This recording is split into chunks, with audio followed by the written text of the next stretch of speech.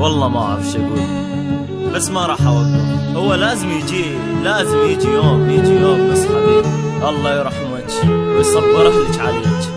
رادوا مني اني اسكت، جيبوه خلى كل حامل كل هموم الشعب اتحداه لو يحمله. جيبوا حمودي اوصف له خليه يسمع هذه الجمله. شفت الخالم قام يبكي انكسر خاطرها للرحله. خاله والله ما ردتها تقول لي خاله شوف اتفرج، يعني بنت بصف تموت لانها رادت انت تخرج. خاله بنتك استشهدت لا تعتبي عالزمان، لو تعتبي او تقولي قولي هالشعب جبان. قولوا طائفه وايران، قولوا ارهابي سعودي، لو معادش ما تقولوا لا تمس ابو حمودي. وعدنا فيك هسه جديده فيك حداد عالفيس، همنا ما عادل ينقتلوا همنا عراقي موديل. مو حكينا مو لغينا قلنا وقفوا هالقصف. البرميل تبرى عادي هسه تبرى منا الصف. قال وعدنا بالعلم مالي لو ثب جثه ودم، هذا الدم من الطهاره قمنا نصيحه دم زمزم. قمنا نصيحه دم وارد وانا اسف على القاي، حتى كلامي بيطشر من القصف العشوائي. قبل يخصفوا مساجد بحجه داعش وظروف، زين بربكم وعقلوها تلقوا داعش بصفوف. سما قلي لي شكول اوصفي لي هسه احساس شنع الحداد عالفيس، ولا بعدك بانفاسك كم لوقي صار ضدي. بس اريد ان اقولك حسب بختك ان الفصل هذا جدم عن راسك. عساها بكل ملوقي ظن اعمل طائفيه، انا غني على العراق لان جنسيتي عراقيه. رادوا مني اني اسكت ثواني او دقيقه، طبعا لوقي ما يهم حتى لو يسمع حقيقه. شفنا الامان بعنام وعن الواقع صرنا عمى. ارقد بقبرك يا اختي الله يرحمك اختي سما.